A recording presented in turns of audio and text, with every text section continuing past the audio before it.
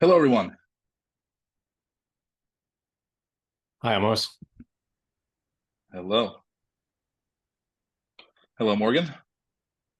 How are you? Good. How are you? And hi, Ashley. Now, in a rare turn of events, we actually have enough people here at the bell to get started right away. So all those latecomers will have to miss out on my introduction. So, everyone, welcome to our fifth or perhaps sixth Pathways to Impact event. As always, I'm your host, Amos. This is our series that is aimed at helping people who want or have careers in aging think a little bit differently about what it takes to do good work and build a career in an emerging and very important field. And so first, I'm going to introduce the organization, Norm Group, that's behind us and the work that we're doing and how you might be able to connect with us and why you should care. And then we're going to jump into the discussion, and the panelists will introduce themselves by way of talking about their career journey and highlighting some pivotal choices or moments along the way. So anyway, Norm Group, we are a US nonprofit that exists to accelerate research and development of therapeutics for aging and age-related diseases. And the way we do that is by identifying bottlenecks in the field and spinning up really strategic programs to tackle that. So events are really just one small part of what we do. Our other programs include Impetus Grants, which is our best known program headed by Lada Nujna. We have a biomarkers program, and my program is Talent Bridge, which is aimed at helping facilitate the development and the flow of people in and around the field of aging, so it's easier to build careers, companies, and labs. So we can just get the work done and skip a lot of the bullshit. So some things that we have going on. We're facilitating a lot of interconnection in the field. So I've been finding out more and more about some research collaborations that have been kicked off as a result of some of the connections that we've made through our Longevity Talent Bench program, which is really exciting. So if you're looking for collaborators, reach out to us. We've been helping some folks find jobs, and we've got some cool relationships with a few academic labs, including the Buck, to help refer and fast track people through their process. Again, reach out to us. Basically, if you or someone you know is a really high potential person who wants to work in aging, reach out to us and we're going to help you. So without any further ado, as none of you, well, hopefully maybe one or two of you are here to listen to me, we're going to get to our panelists. So what I'd like to do again, our panelists, introduce yourselves and talk about your career journey and pivotal moments. Don't feel the need to make it super quick. If you're taking a little too long or dallying a bit, I can interrupt you and cut you off and tell you it's time to hustle. But last time, Joe gave a really rambling and beautiful and amazing introduction, and so I think it'll be great to give panelists some space. So Matt, why don't you lead off since you're first on my screen? Absolutely. All right. So I'll start when I was born. Well, not quite. I'll fast forward a little bit. I grew up in Davis, California, and I always wanted to be a scientist. I was really interested in physics. I read Oppenheimer's biography way back when. Before it was Feynman, cool. Einstein, yeah, all these folks. I really romanticized great scientists, and at the time, physics seemed like the greatest of them all. As a little bit of time went by, I think I had this realization that to advance physics would have required just a level of mathematical genius that I might not possess. I might not possess the ability to unify quantum mechanics and gravity. But at the same time, I saw the movie The Matrix, and I saw the brain-machine interface going on, and I was like, that's awesome. That's really cool. Like maybe I could do something that enhances the capabilities of the human species in some truly bold way. Perhaps some would call it grandiose. But anyways, I switched my focus to biology in high school and bioengineering at UC Berkeley. Joined a tissue engineering lab, realized that we didn't really know how to engineer tissues. So I was like, maybe synthetic biology. Realized we didn't really know how to design genetic circuits either. So I was like, maybe genetics. But one gene at a time seemed too slow. So maybe genomics. Then I was kind of enamored with single cell transcriptomics. I love the idea of thinking of a cell as a point in 20,000 dimensional gene space and it migrating through that high dimensional gene space. That really captured my mind as a tool. So I sought to apply that tool towards aging biology in my PhD.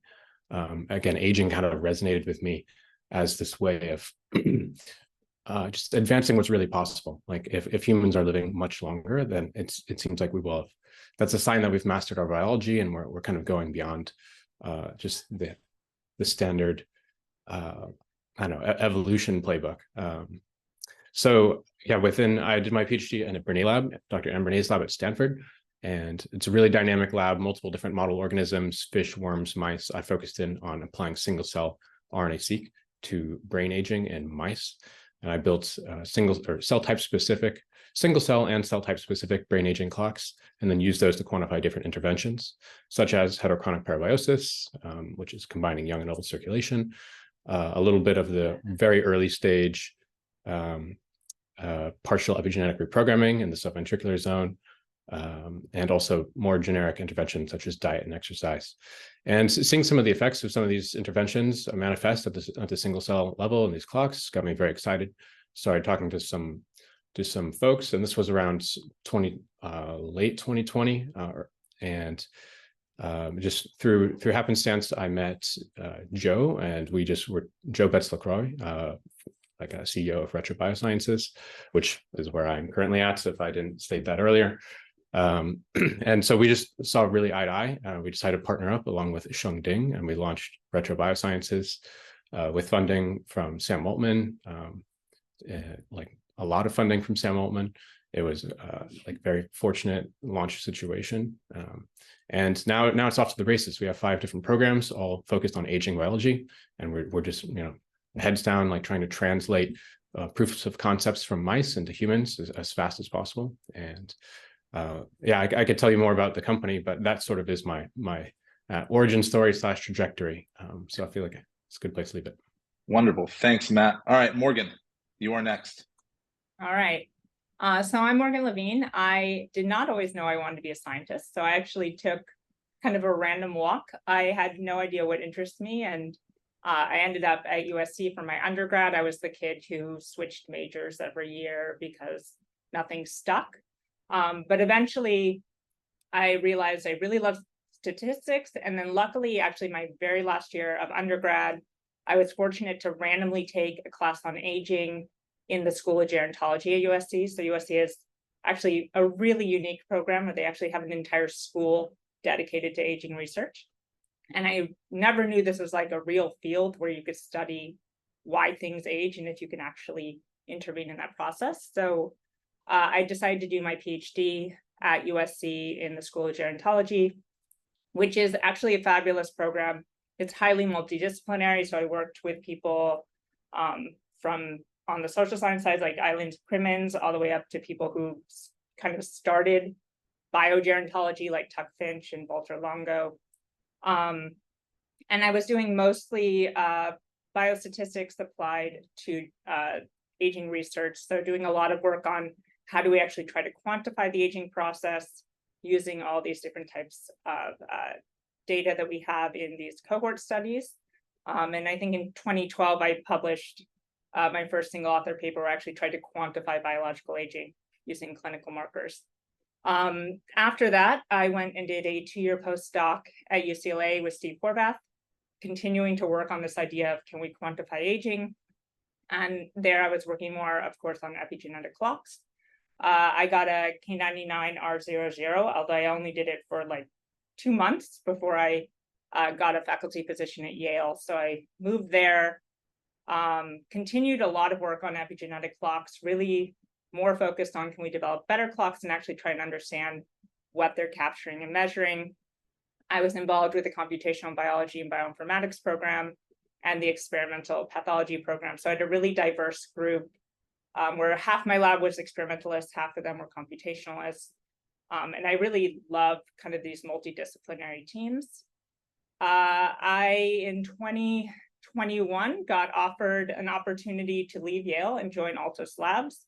I was not looking to leave academia. I actually was doing quite well. I think I had 4 R01s at the time that I got this offer, and it was pretty scary to give that up. But I figured I'd take a chance. It was a really exciting opportunity.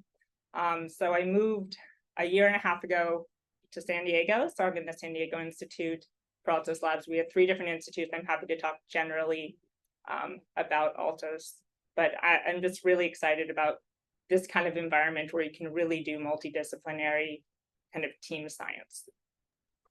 Awesome. Thanks, Morgan. And Ashley, last but certainly not least. Hi, thanks for inviting me, and glad to be on the panel today. So I am a little bit different in terms of background. I came to being the CEO of Fauna Bio from a background in veterinary science. And so I won't start back when I was born, but I did start volunteering at veterinary clinics when I was 8. So before I was actually legally allowed to, it's until the hospital administrator sort of told the vet that I was working for that I couldn't actually do that. So from a very early age, I knew that I wanted to work with animals, was the gist of that. And I had the opportunity when I was living in Louisville. I ended up sort of randomly volunteering with the only boarded avian vet in Louisville, who then happened to see every exotic that walked in the door, including wallabies and weird primates and all other kinds of stuff. So he would see anything, and I got trained as a technician at that point to see anything and sort of jump in and try stuff. And so that's been an interesting sort of jumping off point for a veterinary career where I ended up specializing in exotic animal medicine. And I'm realizing now, I was putting this together, I just went for the Exotics Con conference not too long ago in Boston, which I go to almost every year. But there's a very much a sort of can-do attitude that you have to develop in working with exotic animals and clinical practice, because nothing that is made for dogs and cats works in exotic animal species. And so there's a lot of lessons there in terms of building a startup, and that you have to sort of make it work all the time. So I ended up specializing in exotic animal medicine, went to vet school, did an internship in New York City, small animal medicine rotating internship, and then ended up coming out to Davis for an exotic animal residency. So specializing in exotic animals, which from, clinical perspective is anything that people keep as pets that are not dogs and cats. So I don't do zoo medicine. That's a different specialty. We can go into depth about the layered forms of veterinary specialties, but it's out of the scope of this discussion. But feathers, furs, and scales. So I saw birds, mammals, reptiles. And what was interesting about that background is that what I noticed during my residency, and also just being a clinician, was that different species presented with different diseases. Certain species got a lot of different kinds of cancers. Ferrets always presented with adrenal tumors. Certain rabbits got mammary carcinoma all the time, and it was really aggressive. Other species would get mammary tumors, but they were almost always benign. Rabbits got thymomas and lymphomas. And so it was really interesting to see these very consistent connections between species and diseases. And some species hardly ever got really sick this way. I hardly ever saw a chinchilla, which is the third longest lived rodent species. They don't get a lot of spotlight because they're naked mole rat, but they also live to be in their 20s. Hardly ever get cancer. They die of dental disease and people stepping on them, random things. So it was interesting to see this very interesting spectrum of clinical presentations across many different species. Unfortunately, a lot of the clinical veterinarians, and certainly myself included at the time, are not trained in molecular biology. It's a very clinically oriented profession. So not that many veterinarians go on to do PhDs. There are a lot more MDs that do MD PhDs and do bench work as part of their MD training. So it's a little bit uncommon for vets to get on the bench and actually study the molecular mechanisms underpinning these really interesting clinical differences. And so I became really interested at the time. I was working with a radiation oncologist at Davis, treating all sorts of interesting cancer cases in an exotic animal species and trying to figure out what was going on. And realized that I was really interested to figure out, again, these differences in these cancers across different species. And I was going to stay at Davis and do that PhD with the oncologist that I was working with. And on the day I had to decide if I was going to tell him I was going to be a PhD student with him, who he'd never had one before, I got an email in my inbox that said, are you a vet? Do you want to do a PhD? And this was from Stanford, one of the Stanford programs. And they're one of the 2 non-veterinary schools in the country that have programs specifically for veterinarians who want to do PhDs. It's a T32 program. It's just Stanford and MIT. The rest are all at vet schools. And so I kind of jumped at the chance and emailed them and barely made the cutoff for my application. went to Stanford for cancer biology. And it was a really critical turning point for me, because I think if I'd stayed in veterinary medicine, I was very much on track to go into veterinary clinical faculty. I was planning on getting my boards, being a clinical faculty, doing clinical research, and that was going to be great. And then I realized when I got to Stanford and was talking to the researchers there, a world-class cancer biology program at Stanford, they had really never thought about cancer outside of the context of humans who get cancer and mice and rats that they give cancer to, right? They had not thought about the fact that birds and turtles and ferrets and everything else also get cancer, and it looks a lot like human cancer in some cases. So they were really kind of shell-shocked by that. And this happened not just in cancer, but I had a set of colleagues, other veterinarians in other parts of the Stanford program. So it's certainly not a Stanford issue, but in immunology and different aspects of biology, where people were shocked that, dogs and cats get skin allergic disease, right? That they were veterinary dermatologists. Like, there was just complete unawareness of the fact that we see all these same clinical syndromes across other species. And there was a complete disconnect there. So I realized there was actually this much bigger problem that I'd sort of stumbled into, and not just me, obviously, that we are not learning from the natural variety that we see in these species. And when I was starting my PhD, I finished my residency in 2009. My PhD started in 2009, same year. The tools that were available to study non-traditional species were pretty crude. New genomes were still quite expensive. I went into the lab with Dr. Paul Kovari, who's the head of dermatology at Stanford. I really wanted to do some cool skin cancer work in other animals. He was like, look, I'm funded to do human cancer research, so you can do whatever you want if it doesn't cost me any money. So I did some, survey projects that didn't cost any money, but, sequencing, doing RNA sequencing, single cell RNA sequencing was not a thing. So these techniques were still in their infancy and still very expensive. And so it wasn't really tractable to really do the kinds of work that frankly we're doing now at Fauna. So I finished my PhD, mostly in human cancer biology. I snuck in a project on dog melanoma because I needed to for my sanity. And then I did a postdoc at Stanford with Carlos Bustamante, who was a little bit known for picking up postdocs who were working in sort of weird projects. So I ended up meeting my co-founders at Fauna. We're all working on different aspects of this question of how do we sort of use alternative animal models to inform human health. So I come from more of a clinical translational background. My co-founder, Linda Goodman, was an expert in comparative genomics, having come from the field of human genomics and getting quite frustrated with how hard it can be to find the driver of disease by just using human genomics alone. You actually do need this broad evolutionary context. And that was the focus of the work that was published in Science at the end of April. There was an entire issue dedicated to the Xenomia Project, which is by the Broad Institute. Eleanor Carlson, who's the head of vertebrate genomics there, is on our board at Fauna. And really, again, showing how you can use all these other species and their genomics to figure out what is most important in the human genome. And so that was Linda's focus during her academic time. And then my other co-founder, Katie Grayback, has a human genetics PhD as well. She spent that PhD studying the genomics of a species called the 13-lined ground squirrel, which is a highly adapted, really deep hibernator. So they go under the ground for about 7 months out of the year. During that time, they're almost frozen, but they go through these very rapid rewarming periods, which are actually quite damaging to every tissue in their body. And so over time, they've developed ways to heal and repair multiple tissues, brain, heart, liver, kidney, all these very important organs. They have to heal and repair every couple of weeks to survive this really extreme bout of hibernation. They don't eat for 6 months out of the year. They don't drink for 6 months out of the year. It's really extreme biology. And it turns out that they and many other hibernators use core mammalian genes. It's not a set of specific squirrel genes that they're using to do this. And so it really raises a question of, what extra can we get out of human genomics if we just kind of layer on this extra information from these species that have used the same genes that you and I do, but in very different ways to survive these extreme environments. And so it becomes a lens through which we can understand really what are the additional limits of human biology if we look again at how these species are using those genes. And so we think about, and then we met Laura Deming. She came to give a talk at Stanford. She, heard more about the work that we were doing in all these other extreme species, invited us to join the first cohort of aging-focused companies in Age One. And so we started the company back in May of 2018. Again, really focused on using extreme animal genomics and biology to figure out how to build more impactful drugs for human diseases. Thank you, Ashley. I would love to hear more and more, but these extreme animals are fascinating, but we've got to get to the other topic. So today's topic is the academia industry divide. And so the perspective that I'm coming at this from, so I worked in a past life in organizational design. I was obsessed with the problem of organizations, and that organizations are really the oldest and most important form of technology that we have to solve our problems.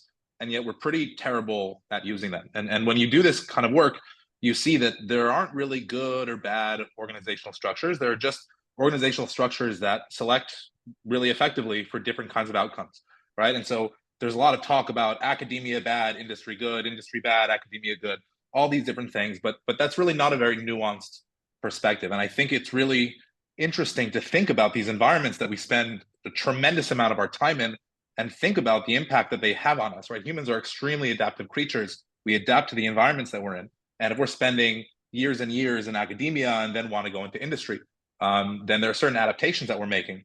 So I meet a lot of PhD students, and it's really remarkable how many of them want to go to industry and aren't really thinking about the impact that their academic training is having on them, and whether they might be developing in ways that are orthogonal to the ways that they want to work later on.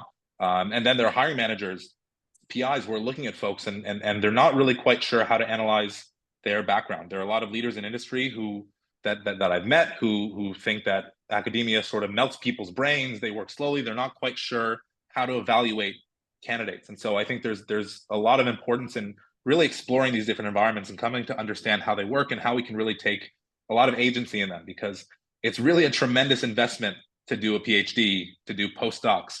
And if you're not really thinking a lot about how this works, then you're not well equipped to take agency, and you kind of end up on this sort of like treadmill where you're just moving on autopilot. You don't quite know where you're going. You're doing cool stuff maybe, but you're not sure where it's headed. So that's kind of where we're getting at. So I think the next thing I'd love maybe Morgan, you can start.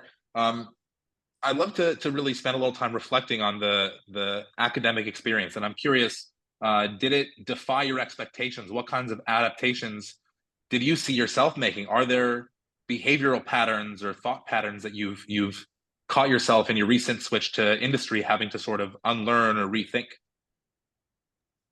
Yeah, excuse me. Yeah, so I actually loved academia. So I think a lot of people who move to industry have just really bad things to say about academia. And of course, I see, its faults as well. I will say one of the good things about academia is that, it does allow you to do very basic science without having to know immediately what the real world application of that science would be. So kind of this surveying the basic science landscape, and who knows, what will come out of that. On the other hand, in industry, I think the great thing, right, is it's very mission focused. And so you kind of know what you're aiming for, and you have this kind of team effort to work on that.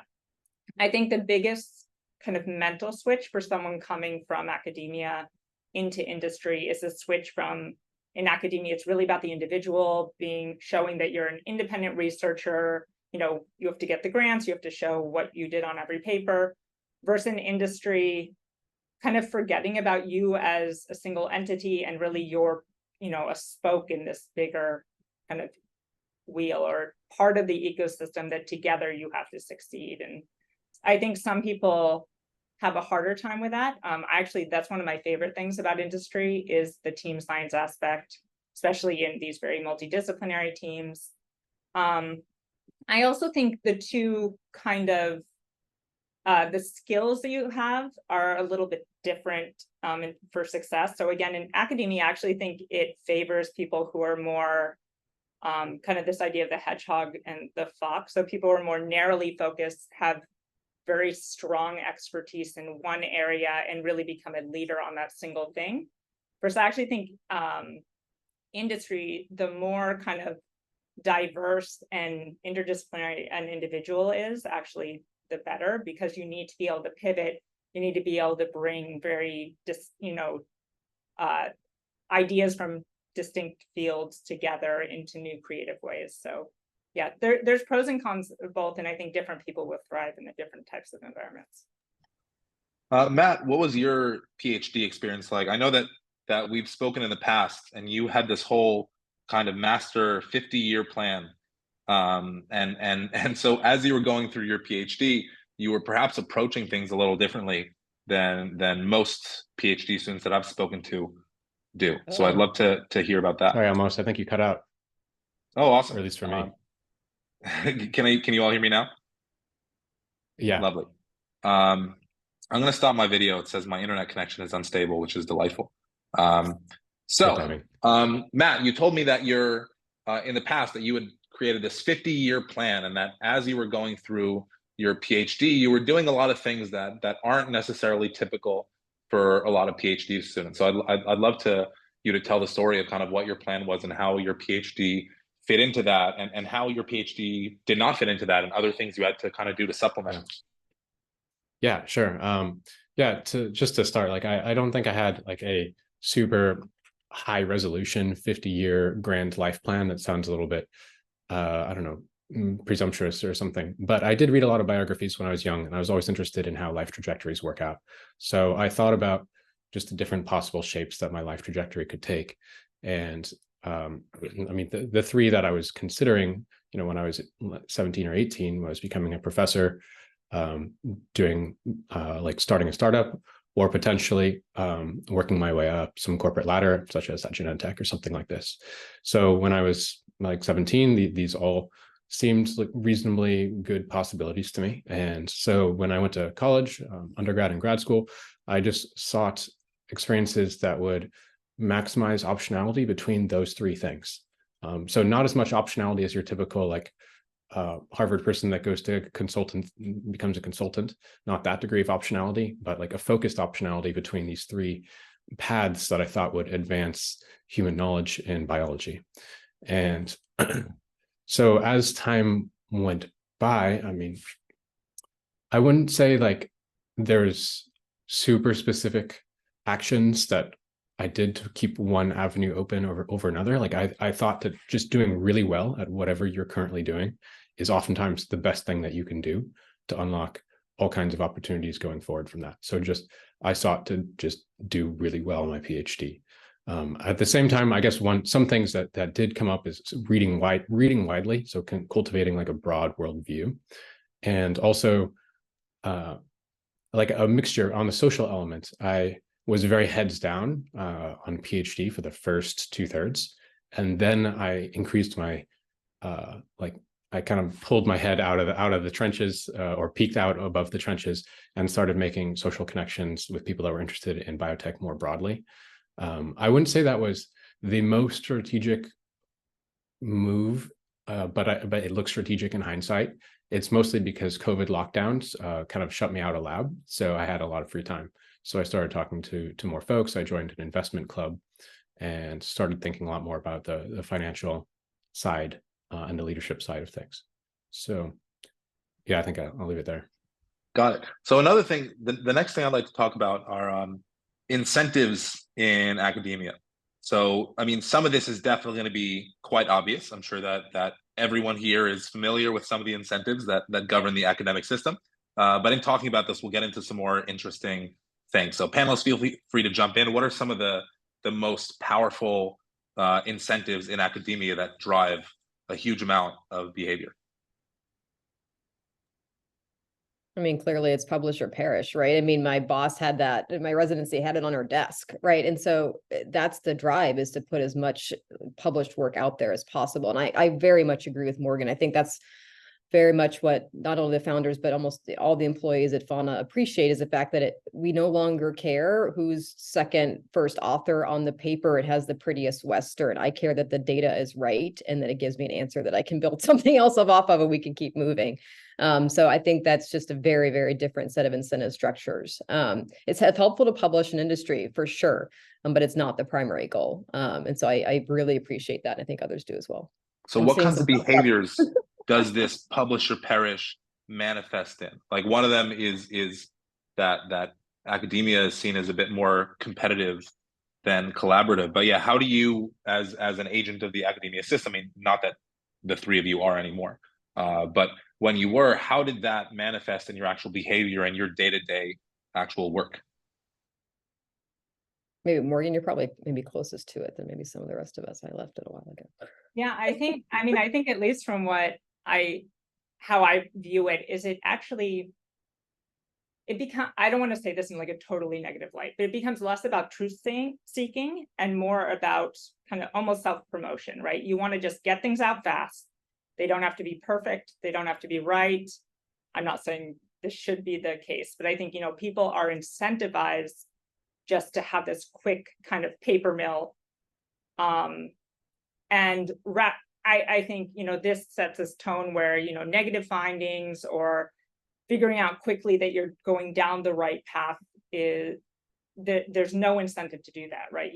Even with a grant, when you put in a grant, you almost have to prove that you already know the answer before you start, or they won't fund it. And it's for 5 years. So if you discover in year 1 that was a bad idea, there's no incentive to give that grant up. You patch something together to make it work so you can get, the renewal of that grant. So I think the incentives are really driving where the science goes, how big a risk people are willing to take, how willing they are to recognize negative findings. And I think that's probably the biggest issue, and maybe leading to some of this kind of incrementalism that we see talked about in academia. I'm not saying this is across the board, but yeah, definitely the incentives are kind of driving that behavior. Yeah, and it seems to lead in some respect to a sort of disorganized ad hoc model where all these different labs are just kind of doing different. I mean, there are notable exceptions like the European molecular biology lab, like will plan out a whole systemic strategy for 5 years. But this publish or perish culture really seems to lead academia down this path where everyone's kind of stumbling in the dark at different things. Are any of you seeing any movements to change this and to bring more of a systemic or systematic? I actually don't know which of those is correct, but a systematic sounds better. So a systematic approach to academic science.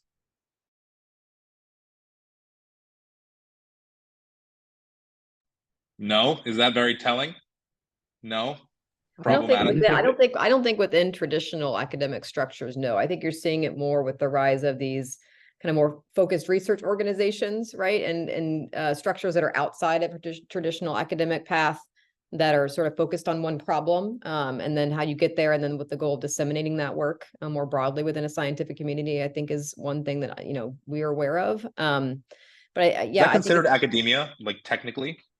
Not or is really. it sort of occupying a weird nether space between? Weird nether space in between, yeah. And I think it's if you're in a traditional academic structure, again, it's your job promotion is tied to these metrics, right? So then, again, it's just like anything in corporate world too. You have to align your incentive structures, and so it becomes a problem for us when we can't replicate academic work because it's been published, but it was published to make it pretty and publishable, not make it reproducible.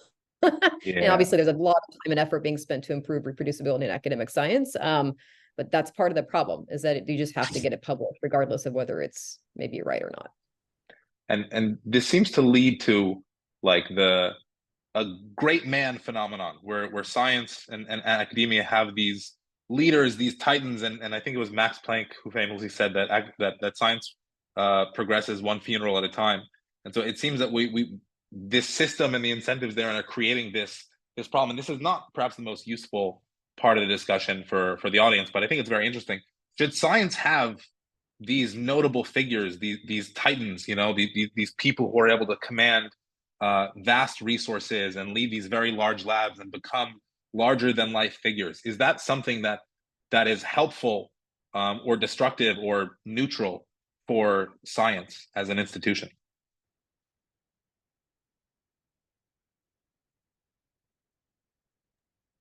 I don't think it's very helpful. To me, the best science is done by teams or people with very diverse backgrounds, very diverse ways of thinking. And I think in the academic world, we paint this picture of it's really done by this single, usually white male who sits atop, and they're the ones pulling all the strings and figuring out everything. Even things like Nobel Prizes are only given to 3 people, where we actually know it takes huge teams to really make breakthroughs and understand things. And this focus on the individual and just holding one person up as this kind of emblem of great science, I think is problematic, and it disadvantages actually a lot of people who are doing most of the work. And it also seems to create this dynamic where people cannot admit that they're wrong. Like we've made it hard for people. We punish them. And the thing about science that strikes me as a non-scientist is that it's really hard, and you can do everything right and still, I mean, I was about to say fail, but that's actually the wrong word, and that actually is indicative of our mental models around this, and that in that negative finding out that you're going down a wrong alley is not failure. That's kind of how science actually works, in that you just have a bunch of people exploring different avenues, and most of them are not going to work out, and some of them will. And so this culture that we have around suppressing negative findings, not talking about our failures, not admitting where we're wrong, is something that seems to be a bit more unique to academia than it is to industry. But are you seeing any? I mean, obviously, people always have a hard time admitting that they're right. Are you seeing any of this in industry? Are people able to embrace truth a bit more than they are able to in academia? Does the incentive structure allow for that? Matt, I wonder if you have any thoughts on that. Yeah, absolutely. I mean, everything is there isn't the incentive structure that Morgan was describing for people to just kind of carry on in what might be a fruitless, inefficient channel. Like we're just, at least within Retro, we're extremely open about negative data, and there is no hiding anything really in terms of data. And everything needs to be reproducible, and we tell everyone, and everyone knows. It's just like the cost of pursuing a false lead is just absolutely enormous. And you're a hero if you can just prove us wrong and save millions of dollars and just so much time and effort and energy, which could be redirected in a better avenue. So maybe that's more at the micro level, and this is just purely hypothetical here. But if I see some startups that perhaps, like, if they're singly focused on one topic, then that same sort of problem presents itself, where no matter what, the CEO or whatever believes beyond all shadow of a doubt and can never show any weakness about this one thing, because if that one thing is wrong, the company is dead. So there is some advantage to having companies that are a little bit more like pursuing a slightly diversified portfolio of promising approaches can really increase the efficiency, because then it's no longer existential risk and everybody goes home, but it's we reallocate resources to the most promising project, and people are psyched and happy, and you're advancing the mission. So there's this kind of sweet spot of focus around themes, but flexibility around approaches, which is something that we definitely strive to achieve at Retro. And I think that yeah, it's definitely possible to design companies and startups with that in mind. Yeah, and I would add one layer of that. And we've actually gotten employees at Fauna who've been at other startups, where I don't think it's often the CEO that's convinced something is unchangeable. It's maybe a couple of key investors who are convinced that the science is right, and that's why they funded the company. And so then if the science is wrong, there is an existential risk that money will stop flowing. And so the scientists are told, make it work. And that's never a good environment for good science. And so, like I said, we've gained employees at Fauna who've left those environments because they're like, but it doesn't work. But then the $100 million that we got from big X named venture company will go away. So that those kind of incentive structures exist in industry all the time. And so the investment community matters, and you have to make sure you find investors who believe in the kind of underlying platform. And I definitely agree with Matt, you have to have optionality, right? So it's nice to be a platform that can do other things, and that the core science is good, but this particular thing may not be the best thing, but there are things coming behind it. And so if you don't, then you get locked into bad science, just like you do in academia. So what kind of optionality, is there any kind of counterpart of that optionality you can have in industry by creating these different programs and making these different bets? Is there any such optionality in academia? Because from my understanding, you have these grants, and maybe you're working on a couple of projects, but really you have something that you're focused on, and you might not need it to work in that. Like if you're early on in your PhD, you can switch to another project, but you kind of do need it to work. So do you see any optionality in academia? What do you do if you start to suspect that your hypothesis is wrong, or you're going down a dark alley? Yeah, it's a tricky question. Yeah, I mean, I said we've experienced this too when we've applied for grants, even from Fauna, is that, like what Morgan was saying, right? You almost have to have done the work to get the grant for the work, and then you do the next thing and you get the grant for the thing that you did. And so, from that matter, where I've seen it done successfully in labs is labs are big enough, like there's just a critical mass enough of people, that are enough other projects going on that they can support the lab. If the entire lab is supported on a couple R01s and one of them goes down, then people lose their jobs and PIs lose their spots, right? If they're on soft money. So it can be an existential crisis, just like it can be for a small company. And so, like I said, where I've seen successful optionality is just labs that are big enough that they've got enough postdocs working on things. But that's at the macro level. What about at the individual level? What about you as a PhD or a postdoc? I mean, the thing about science, as I was saying earlier, is it's really hard. And if you are in a position where you have so much financial and emotional and psychological incentive to believe that you're going down the right path, that might be enough to tip the scales. I mean, science is already hard enough. Data analysis is already hard enough. It might be that can be enough to make otherwise good people who could be capable of doing good science to end up embracing the bullshit and spouting this nonsense and publishing things which poison or add a little bit of poison to humanity's collective knowledge base. So one thing I'm wondering is there a way to build a little more optionality into your work as a PhD student or as a postdoc or as a PI, because there are some PIs in the audience here? Is there a way to help your students or your postdocs build a little more optionality into their work? I think the hard thing in academia is, again, it's so fixated on specific expertise. Like if you can't define what you're an expert in or what you're famous for or have accomplished, you're basically a nobody in academia. So I think the problem is it doesn't really reward people who can pivot, who can incorporate new things or look at things in almost non-definable kind of disciplines. So I think the problem is, right, if you've built your reputation in this very narrow space, and then that space is no longer fruitful, academia is not a place where it's easy to move over to a new space, right? You put in a grant and they say, well, you don't have the expertise in that area to get funded, or it's almost like you then have to rely on other people to kind of do that. And I think it's easier early in your career to kind of build a more diverse kind of background. But I think for some reason, academia really forces people to narrow as they move along in their career.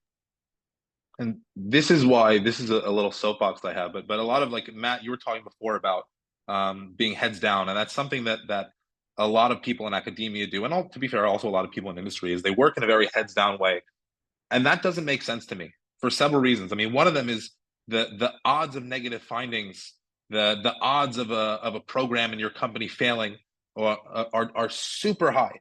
And so if all you're doing is putting your head down, focusing on your research, then how is that strategic, right? If the odds are already way higher than 50% that you're not going to get to where you'd like to go, how can it be strategic to keep your head down and just focus on your research and not engage with the broader public to maybe learn from colleagues of yours at other labs and in other disciplines, and more generally to share what you're working on and to share negative findings in these things so everyone can kind of like move forward together? I mean, this heads down thing it seems like a very destructive dynamic that exists. And so I'm curious what you think of that, because I've spoken to very many smart people about this, and a lot of them do not agree with me. And they think focus on your research, get excellent at it, but it just doesn't make sense to me. And after this, we'll go to questions from the audience.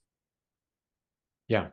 Well, to respond, I guess I'll limit the scope of my response to basically graduate school style heads downness.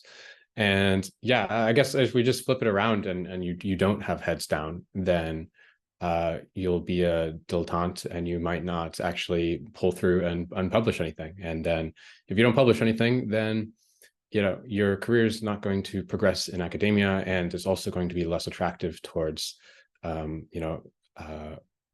towards startups that are hiring specialists in particular. And just having a paper is like that is more valuable than having a PhD, I think. For example, like at Retro Biosciences, Alex Trapp published a paper, like front cover of Nature Aging. He did it when he was an RA, and I told him, you don't need a PhD. If people question you, point to the paper. It's probably better than their paper that they published in their PhD. And so there's that sort of element, and he was extremely heads down during that time. So like just getting shit done, it matters. But if you're only getting shit done and you're never surveying the world, then you might get shit done in a wrong direction. And so you do have to course correct. But if you're always just hanging out on the mast of the ship and never like putting out the sail, then you're not going to leave the harbor. Yeah, that's a good point. Morgan, Ashley, anything to throw in there? Yeah, You have to get shit done eventually. I'll agree. Yeah, your PhD is part of training, right? And part of that training is when things are hard, when they're not they're not always fun, right? We do science because we love it and it's fun, but we have to be realistic. It's not fun every single moment. Year 3 of a PhD is never fun. Yeah. Something. So it forces you to push through in those hard moments, to try and problem solve when things aren't working out. I don't think, right, that's the mentality you should use forever in your career in every situation, but it does teach a little bit of grit that I think will serve people well moving forward. So And you bring up a really good point. I think there's a little bit of a culture of, oh, I dropped out of my PhD to start this company, sort of glamour around dropping out of a PhD. And I tell our, people this all the time, is that I have a lot more respect for people who stuck it out and finished their goddamn PhD, because it's a lot harder. It's easy to drop out when it gets really hard.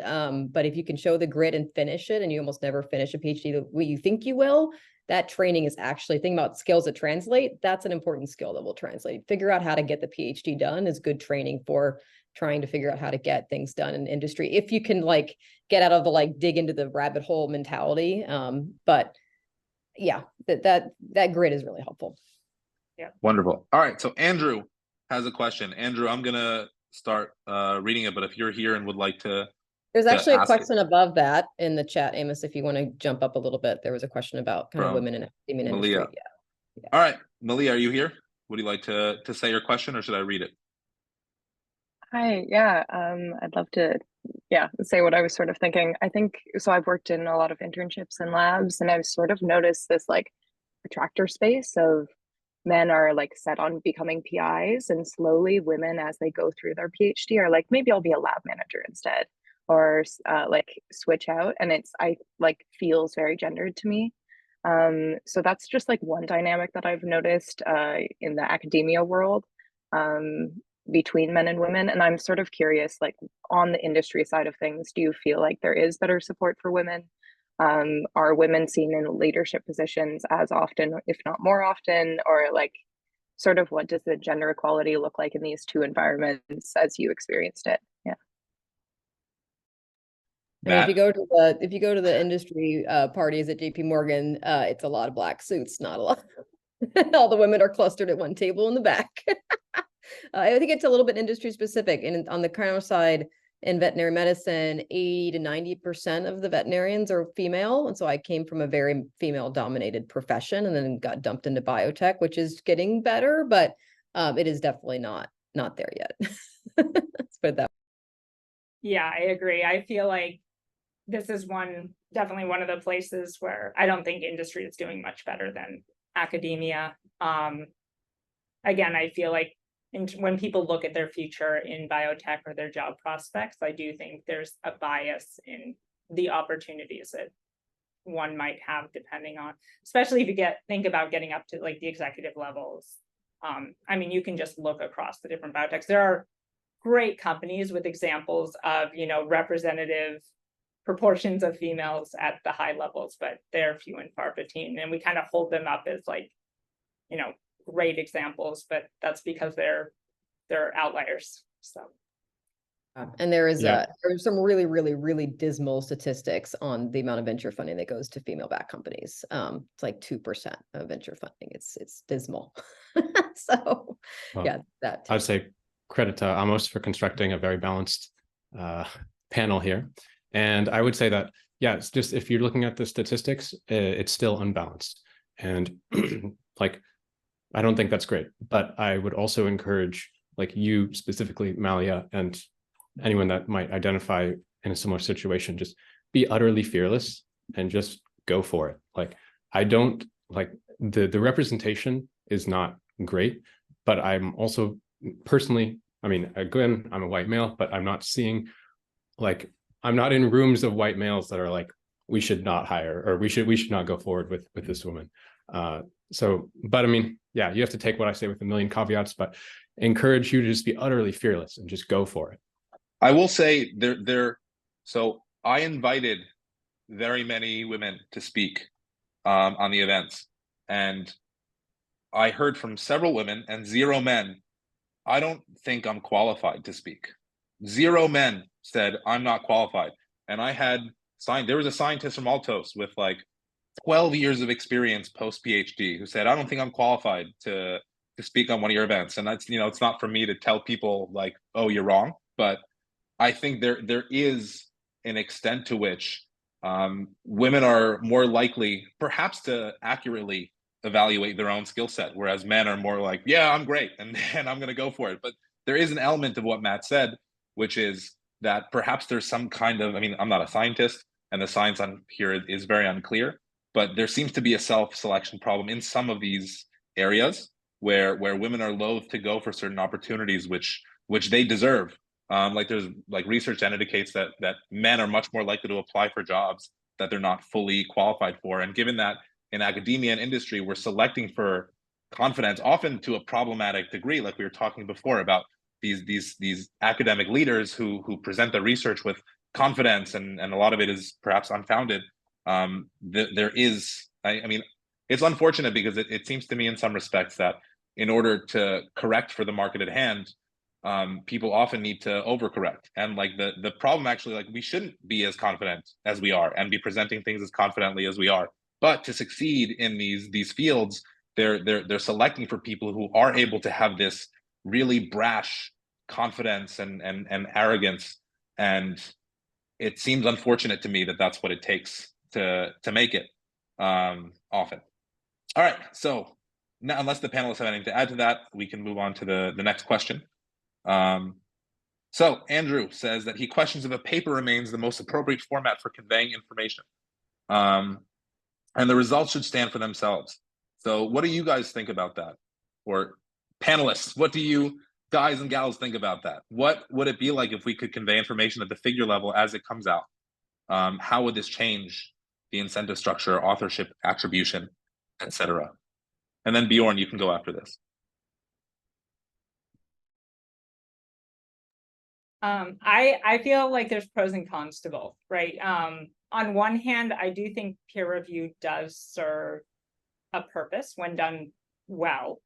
You know, we do see in this day and age lots of misinformation and how it can spread when there's no kind of way to actually evaluate something and see how valid it is. On the other hand, I feel like I've taken this stance on papers are not going to be that important, and you disseminate information as is, and people can, you know, criticize it or take it, or, you know, just whatever you can do to get out faster. When it's actually, but only when it's actually information that's useful and helpful, and not just for the sake of, oh, I want to show something I did. But yeah, I feel like there's pros and cons to both keeping with papers and moving away from papers. Is there any utility? Oh, sorry, go ahead, Matt. Yeah. Oh, yeah, just to add to that, I agree. Like, I think that papers are still useful, and ultimately, I wouldn't advise someone at this stage to just forego them and, you know, change, like you have to pick your battles a little bit. So I think still, you know, trying to create a paper is a worthwhile endeavor, and it is useful for disseminating knowledge. I would just say try to do things on the side as well. Some people that I really respect have blogs with incredible research on them. Like one that comes to mind is Gwern. I think Gwern actually has better and more reproducible analyses than nearly any academic paper I've seen, and he's just an independent scholar. It almost harkens back to the old days of people like who weren't so affiliated with universities, just conducting extremely great research. So I think there are some parallel channels, and I would say, like, if your goal is to, I mean, if you care about science and truth seeking, but also communicating your knowledge, like, just do both. I wonder to what extent there are new quote unquote business models now in the days of Substack, and people really actually getting a substantial amount of income or revenue from these sources. Is there a way in which people could have some sort of home lab, or they're at NBC or something and are just completely open? They're doing open science. Have you seen any folks who are operating by this model besides Gwern, perhaps? Is this a path that people might be able to take? It's tough. I don't know if it scales very well. Some of these people are just kind of they're funded by the king's court, so to speak, and so that's not necessarily a scalable method. But I think just I'll have someone else can come up with the brilliant incentive structure. But I think that there's ways to just do small things, start small, and then see if you can get something to compound. Got it. All right, Bjorn, your question is next, and then we're going to go back to discussion, and then we'll have one more round of questions towards the end. Right. Thanks. So I have two questions. The first one is related to my PhD that I'm going to start in a month. I'm starting a PhD in order to go into a biotech company after. So I was wondering, because I've had different opinions on this, should an academic student, a PhD student who wants to go into biotech focus on publishing, having more papers published? And if so, how many is enough? Is there a limit where beyond it doesn't matter? Or should the student rather focus on publishing in high impact journals? And the second part of the question is if you have any specific pieces of advice on what kind of techniques or computational skills that a PhD student preferably should gain. Thank you. Both to answer the first part of the question.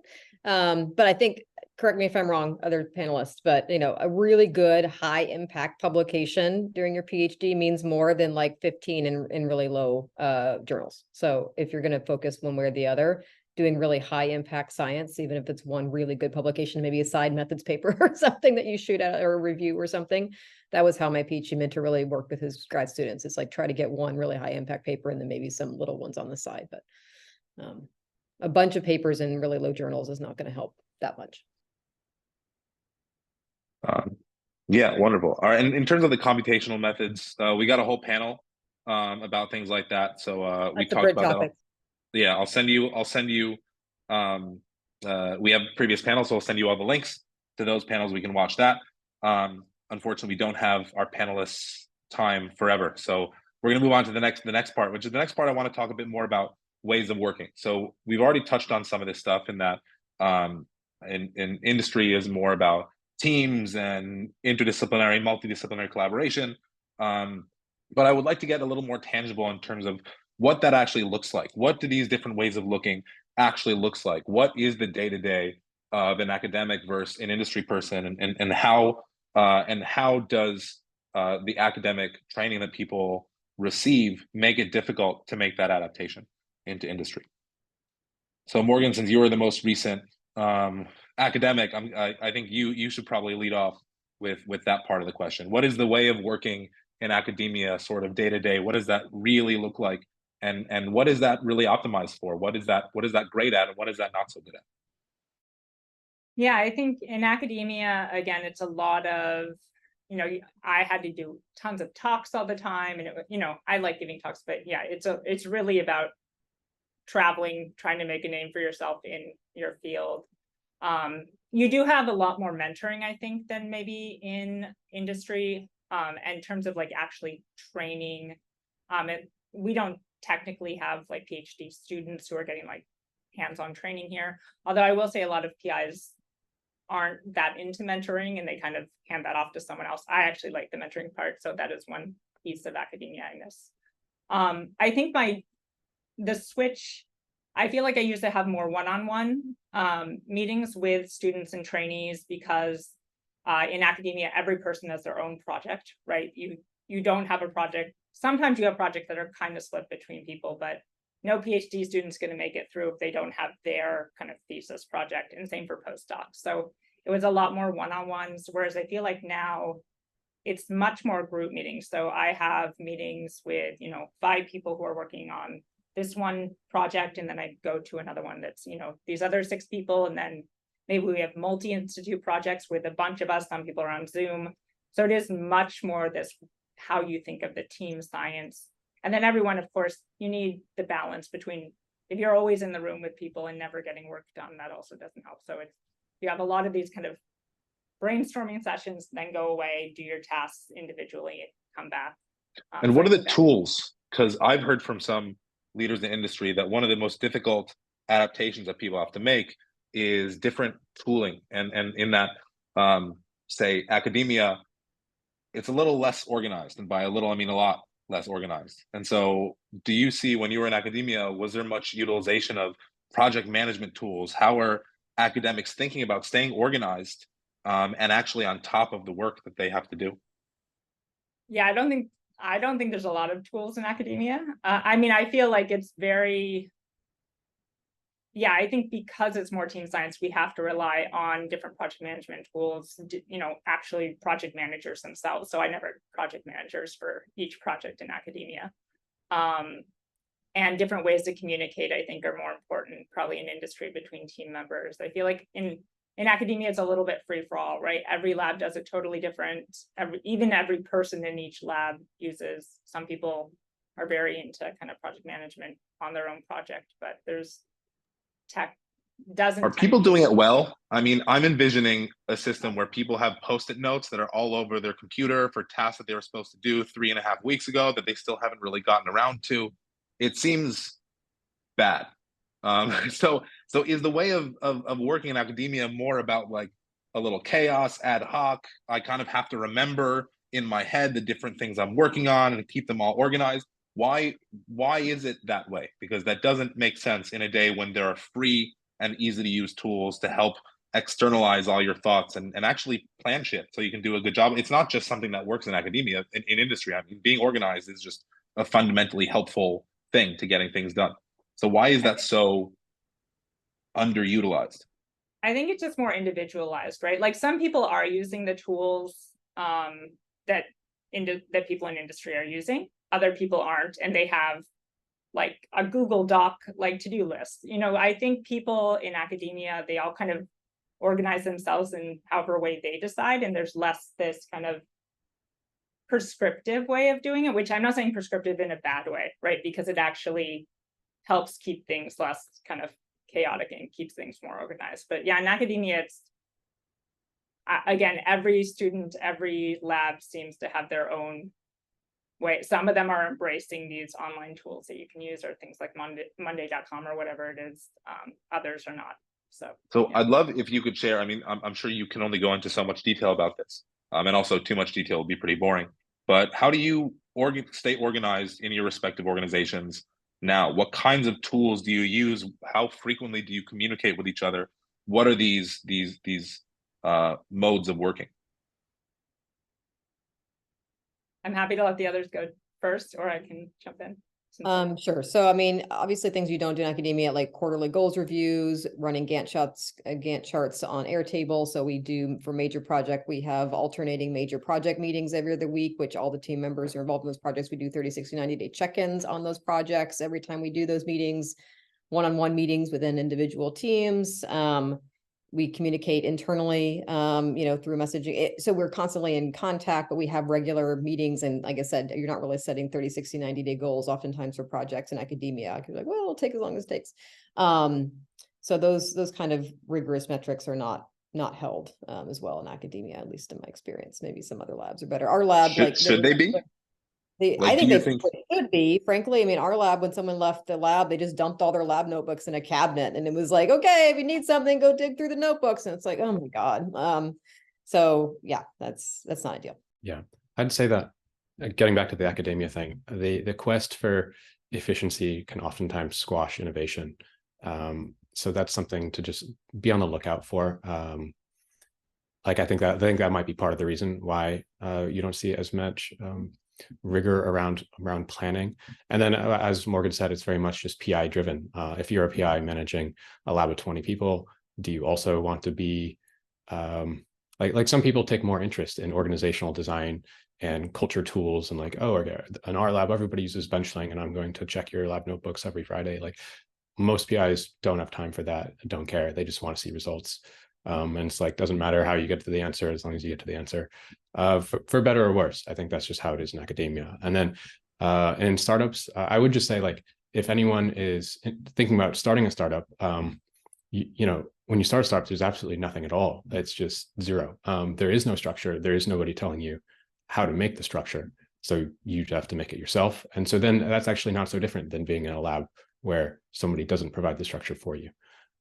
However, once a startup is like more established, there will be some structures, and if you join, you will basically consent and buy into those structures, and they can be really useful. And some people end up applying the structures that we have at Retro to their personal life, just because they find that the organization and just the ability to visualize and map stuff out is helpful. Do you think there's any reason for people in academia, individuals, to not start using these tools? Because I know there is some kind of idea of like, oh, if I try to be too organized, I'm not going to be able to be as creative. There's a little, what's this term, like delicate artist sort of syndrome, where we're being a little too organized and business-like will get in the way of my idea generation. But do you think there's any validity to that, or is it just kind of an excuse? I think a lot of times people don't want to pause and they're so used to working the way they work that they don't say, okay, I'm going to try and learn this new tool. And, there's always like this learning,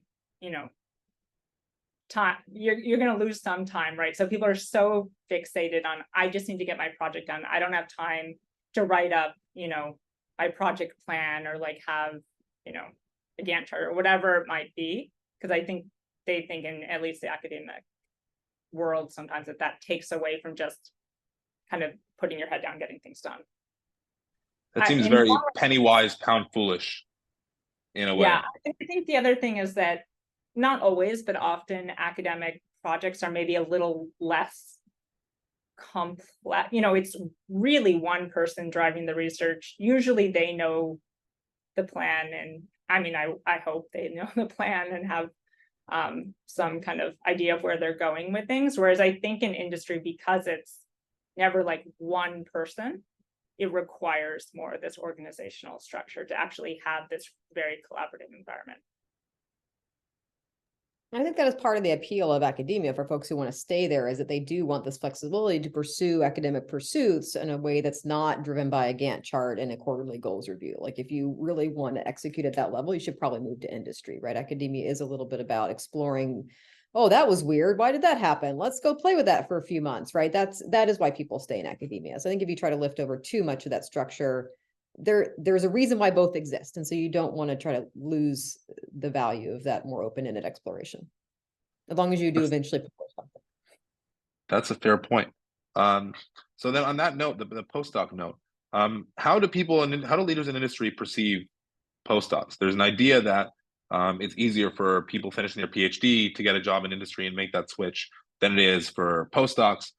Do you think that's true?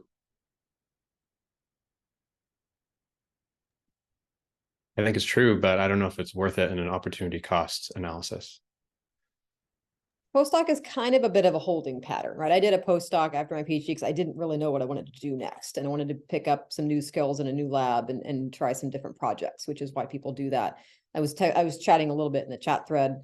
I think for industry where postdocs are useful is that it does train you to become more of an independent scientist, because you're expected to lead your own project and then perhaps have a PhD student under you and show that you can mentor a small team, even if it's 1 or 2 people. Those skills are useful. So I think if you're going to do a postdoc, make sure it's not just sort of replicate of your PhD. You're getting new skills. You're showing that you can execute, like be able to talk about the fact that I started this project and I finished it, and this is why it was important, and that you led people and can lead small teams. I think those are the skills that we looked at when we evaluate how people are going to transition into industry.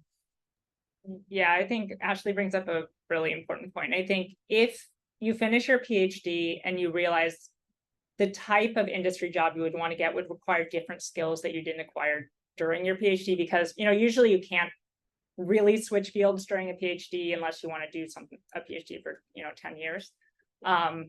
That's what the postdoc gives you. So you see a job ad and you say, oh, that's my dream job in industry, but I don't have the required skills. That's where I think maybe you can do a postdoc or something like a postdoc to gain those skills. A short, focused postdoc. Yes, exactly. Yeah, you don't need to be in a postdoc for 10 years either, right? You saw my talk. Yeah. Yeah, So I guess if you didn't have if you were fully heads down in your PhD and just cranking out papers and never considered which skills you might want to use at like the next step or the next step, then postdoc makes a ton of sense. It can be a beautiful like landing pad survey point, especially if you're trying to come to America. I think that is another excellent opportunity for that to be a like a first stop. Now, there's a lot of talk about choosing. Someone just asked a question about choosing a PI, and really making some very important choices about how to start your career. And what's interesting about choosing a PhD is that you're at a point where you know a little bit of science, but you are not an expert yet. You're just starting your PhD. You don't know a lot. It might be like, do you have enough information really to choose what is really worth spending the next 4 to 6 years of your life studying? Should that be a real driving factor? A lot of people are like, okay, I want to work on cellular senescence, so I can look at these 6 labs that are doing this kind of work. I wonder if it's better to just focus on the environment in which you're developing. because it seems odd to be laser focused on, I know that this is the most important thing, even though you haven't yet really been able to do a deep dive on it. So how do you recommend, or how do you think about what's a smart way to choose your PhD, what you're working on, and really begin that whole chapter of your journey? I think this is where rotations come in. Not all programs have rotations, but every student who I've ever talked to as they're entering programs, so I was on a bunch of PhD committees and admissions committees, I've told them, you might think you want to do this one narrow thing.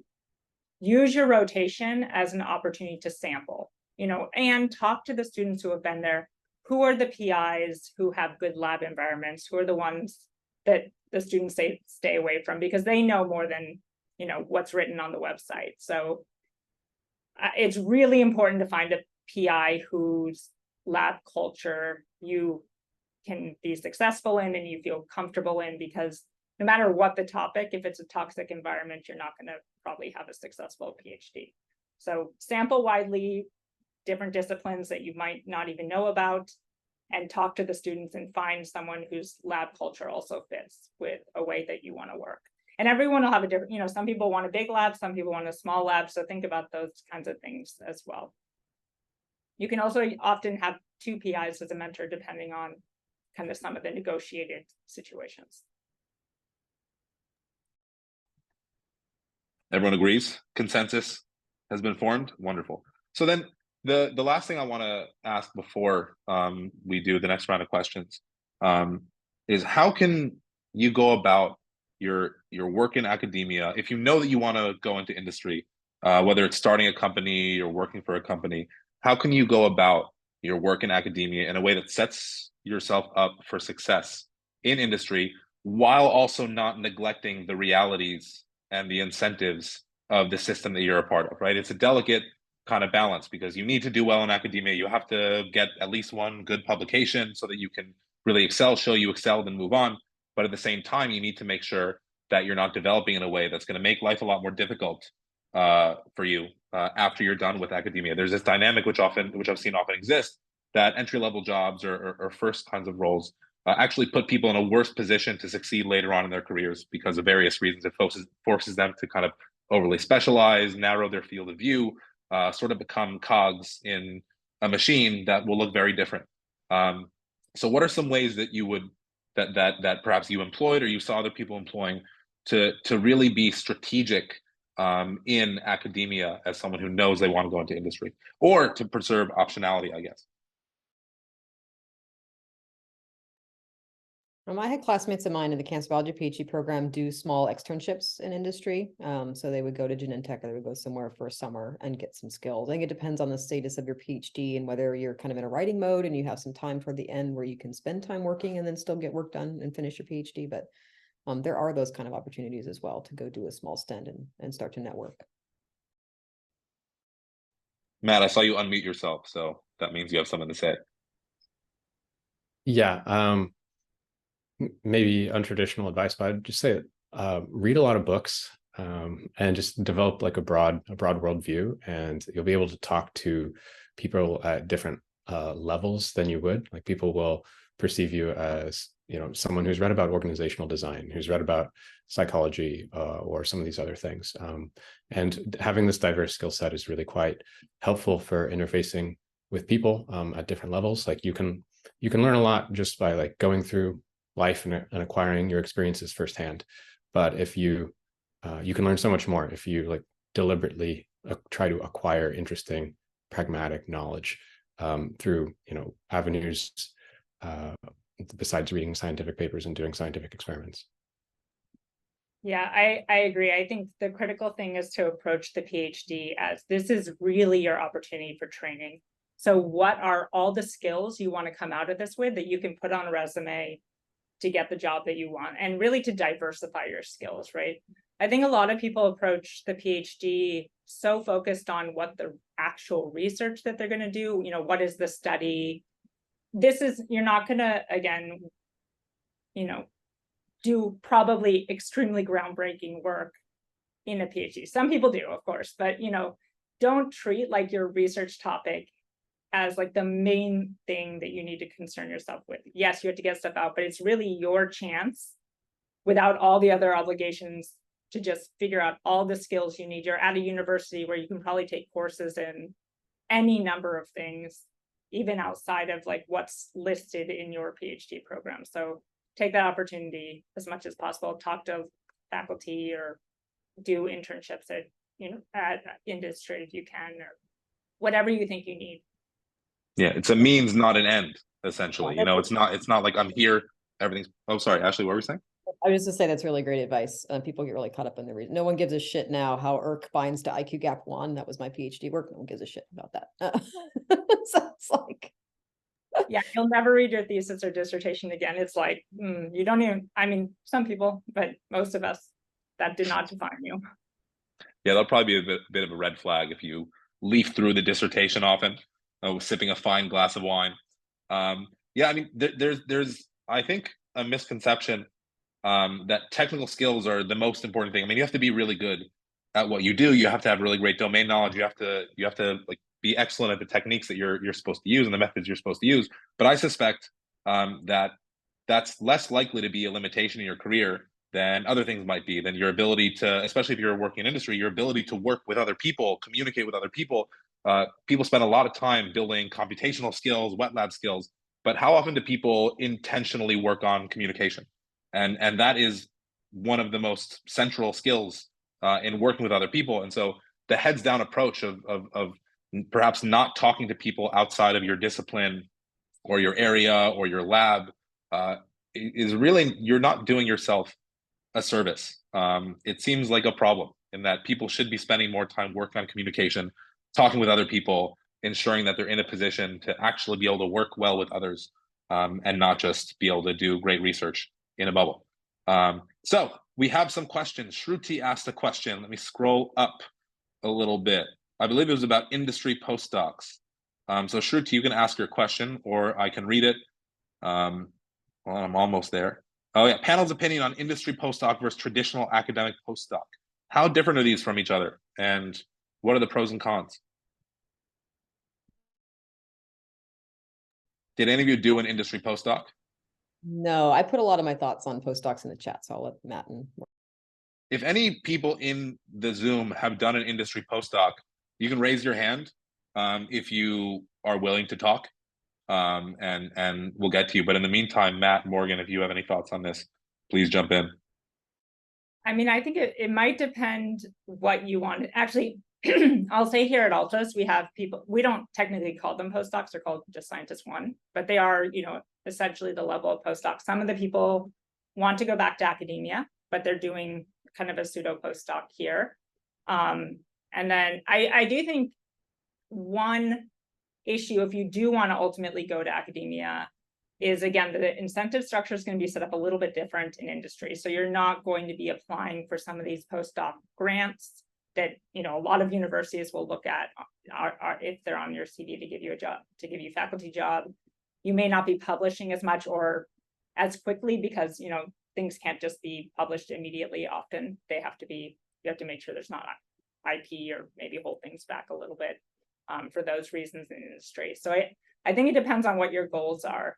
I think if you think you're interested in industry, but you don't want to give up the idea of academia, then it might be actually a good fit to do something like an industry postdoc. Okay, lovely. Long PhD completion times. How do you see them?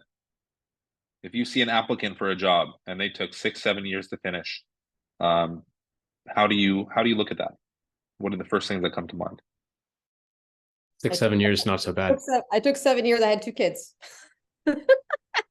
So I think I put this in chat. It depends on the context. If you took some time off because you had a sick family member, or you took time off from maternity leave, or you had a break for some reason, if you worked on the same project for 7 years and like just couldn't get it done, I think that's a problem. So I think it really, really, really depends on the context. And so you just have to talk to those people. By itself, it's not a red flag. I had people who did 8-10 year PhDs. They got scooped in year 4 and essentially had to start over. Shit happens, right? So you have to talk to the applicant, but by itself, it's not a red flag for me. Yeah. Do you think other hiring managers are much the same, or do you think there's a bit of a judgmentality streak? I mean, I think recruiters are also very, very different in that recruiters are often trained to look for very specific red flags. They don't really understand the context very much. Gaps in a resume are often seen as a bad thing, and they don't necessarily try to spot the context. So, is it your impression that long PhDs will be perceived as kind of a negative thing, and then maybe they'll look for context to try and gain more information, or is it just okay, like it was longer than other ones, doesn't really matter, let's look and try to get to the bottom of why that was? Context in like a cover letter or an intro letter. So if it's like I don't think 6-7 years is actually that long for context. Right? I think if it's like 8+. What is a long PhD? Okay, 8+. I think 8+ is like, you probably should put a note about why you were a PhD for 8 years. That probably requires like a little bit of a, like, I took a break, or I had, whatever. Or I changed labs. There was some bad shit that went down. People had to change labs and start over. So that requires probably some context. Yeah, owning the narrative is important in that if there are questions that people are going to be coming up with, hiring managers are going to have, then you should predict those before they ask them and then answer them in whatever cover letter, email, however you're connecting with people. It's probably pretty important. I cut myself off with the mute. So we have another question. Yeah, so what about the European, a lot of European schools have shorter PhD programs than the US. What are the pros and cons of this? There are a lot of people, obviously a lot of folks travel to get their PhDs, go to different countries. What's better about a short versus long PhD? And what would you recommend for someone who wants to go into industry? Is shorter better because then there's less time absorbing the academic way of working and then you get to jump in, or what? I mean, I would say there's the caveat that most European PhD programs require a master's before. So that's like another 1.5 or 2 years to kind of tacked on there to make the comparison a bit more fair. But yeah, I think there's pluses and minuses. Like if you know what you want, if you know the PI, if you know the lab project, and you can kind of go in, all cylinders firing, then a European PhD could be a really solid move. I think that if you have some doubts, then the rotational process is really amazing in America, and I benefited enormously from rotations. So yeah, you have to decide whether you feel confident enough that you know that the lab and the project's a good fit to do a European PhD. Got it. And so now at the end of the time, we have another 8 minutes. If you went back in time, you could go back in time knowing what you know now, or if you're starting your PhD now, is there anything you would do differently? Or what? I'm sure there's something. There's always something. But what would you do differently if you were going through your PhD, your postdoc, your academic journey now? I started out working with a really great postdoc, and I ended up, he finished, and then I ended up working with another grad student, more senior grad student in lab, who was a little bit toxic. And I sort of knew that going in, but my boss wanted me on that project because she was leaving and they were going to need help to finish it. And so instead of pursuing a project that I really wanted to, which was looking at cancer across species, as it turns out, I ended up working on this project instead. And it was a miserable couple of years because, I mean, the people you work with are important. That was not a lot of fun. And I struggled to really finish that project after she left because it was not, it was just not easy to replicate some of the, that was difficult. Yeah. Matt. Yeah, I wouldn't change too much. Like, sure, I could go back in time and cut out little periods, failed experiments, times where I just explored and came up with nothing. And maybe I could have streamlined things a little bit further. But also those times definitely taught me a bit more resilience and humility and whatnot. So I think, I don't know, maybe if I cut out all those, I would be an insufferable asshole. So I'm okay with how it turned out.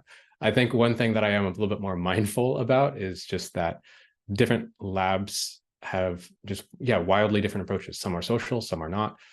Some have some PIs are more cultivating a garden, whereas others are constructing a skyscraper. And there's different advantages to both. Like if you join a cultivating the garden lab, you'll learn a lot more like self-reliance and starting a project from zero. If you join more of the skyscraper, then you'll walk away with a truly, truly extremely unique specialized skill set, and you'll be able to do things that nobody else can do. So there's advantages to both approaches. So I would just say I was a little bit oblivious to that going in, and now I'm not. So I would just be more mindful about that. I wonder if we can guess who's going next. Probably what I would say is don't let your insecurities about your background or other people's expectations of you hold you back. I think this also relates a little bit to kind of the male-female biases we talked about before. I think we often, you want to learn something new or you want to move into a new field, but you think, oh, I don't have the background or the skill set or whatever it is to do that. And that actually will hold people back. And I feel like if I could go back to my younger self and say, way earlier than I actually learned this, just go for it. You can learn anything you really want to if you're excited about it, and don't kind of let those opportunities pass you by or have people tell you that you aren't well positioned to do what you want to eventually do. So Excellent. All right, so we've got time, a few minutes for a couple more questions. So when hiring new PhDs, what do you value most, high impact papers or technical skill sets? I'm imagining skill sets is generally more important in that you're hiring people into industry, but how do you evaluate that? Because oftentimes skill sets might not be specifically exactly what you're going to be working with. Like if someone in academia is working with a lot of ATAC-seq and you're not doing any of that, how do you look at these technical skill sets to assess whether or not they can be a fit for your organization? Do you then, maybe if they don't have the exact technical skill sets, look at their papers to just see how do they, seek to ask and answer questions? How do they think through things? Yeah, if you could shed some light on that, that'd be great.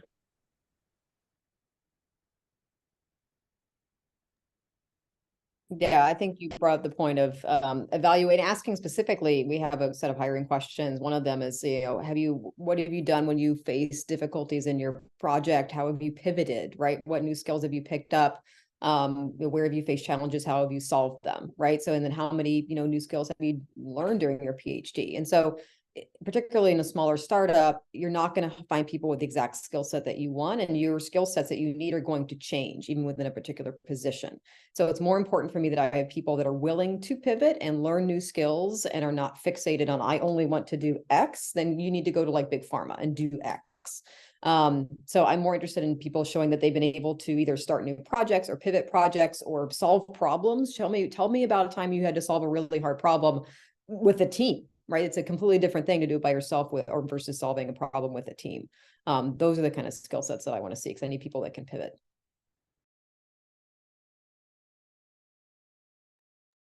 Yeah, I'd say looking at the paper, hopefully the paper's on a topic that is relevant to the company. And then if they've published a paper, then you can kind of assume that not only do they have the skills, but they can also get shit done.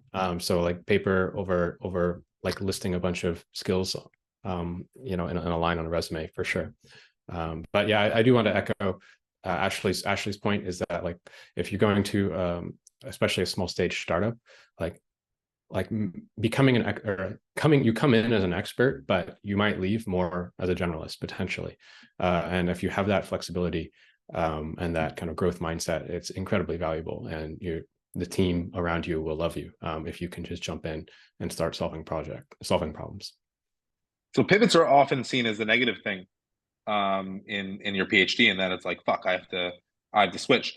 So is it perhaps an excellent thing if you're looking to work in a biotech startup and not established pharma? Are people getting bad advice? Should they actually embrace the pivot and make the most of it? If it's a well-executed pivot and not a wandering, right? If it's like, well, I did this and then I did this for a little while and then I got bored and so then I tried this thing. If it's like we did this and we tried really hard, but it like wasn't going to work because of X, and so we looked at all the evidence that we had, we decided to do this and that was amazing, then you should highlight that. Like that's exactly the kind of work that you want to see. But if it's meandering, that's not super helpful. Yeah, it seems often PhD students and postdocs, well, they're definitely not trained on it, but they're not good at embracing the narrative and owning their narrative and thinking through, I did this, this, and this, and here's the story of how this all came together, right? Because a narrative is just the connecting thread that ties together a bunch of different events, and nobody else experienced those events all together. So it's very important that you be able to actually create a narrative that ties it all together, share that with hiring managers, leaders, whatever. I think we'll give Nita a question. Nita, you are going to be closing out this event with your question. Well, actually, the answers will be closing it out. So go ahead. Solid. Just kind of going back to that conversation about limitations and also like not underestimating ourselves and having grit.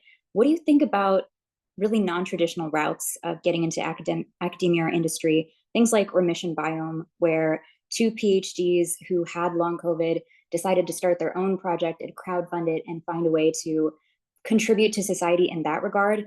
Like maybe for people who don't have like the energy or the stamina because of disability or chronic illness to go these traditional routes, what options are there? And what do you think about projects like remission biome and the like, or independent investigations?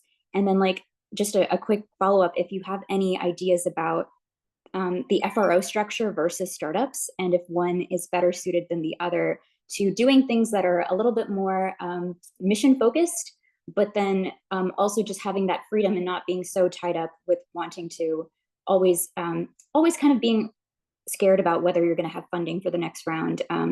Is FRO too new of a structure to really go full force on it, or is it better to start with a different type of organizational structure if possible?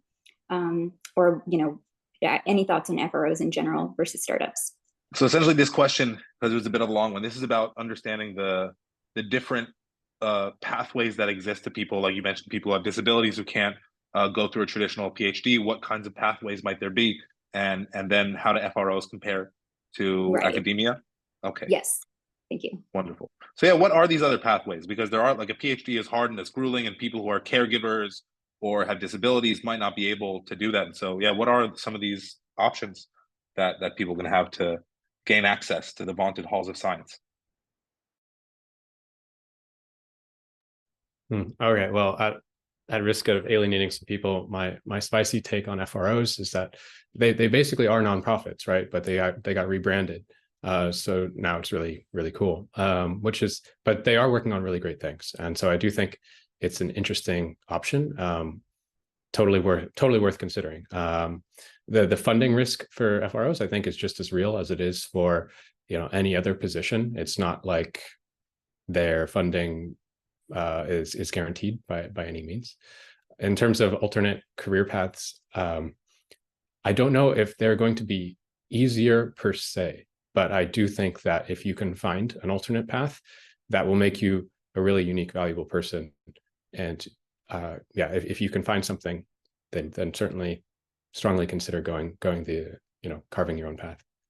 I'll also say a lot of the leaders I've spoken with are becoming increasingly less interested in PhDs. Not that they're not interested in PhDs, but it's becoming less and less of a requirement, it seems. And so if you're able to demonstrate value, then you're useful. And so it's just a question of proving that. And it's much easier to prove that with computation than it is with wet lab, because you can show like a GitHub and say, here are the things I've done, and you can replicate it. It's much harder to do that in the wet lab. Ashley, what are your thoughts? I think people should be open to all kinds of alternative career paths. So I think you should do what works for you. I don't think any particular career structure is necessarily right for everybody. So I think people should be open to alternative opportunities. I never would have started a company. It was never in my 50-year plan to do what I'm doing now, but I love what I'm doing now. So I would be open to alternative career strategies. Wonderful. Well, thank you, Matt, Ashley, and Morgan, who is now gone. Thank you, everyone, for coming. If you have more questions that you'd like us to ask in the next one, shoot me an email. And until then, farewell.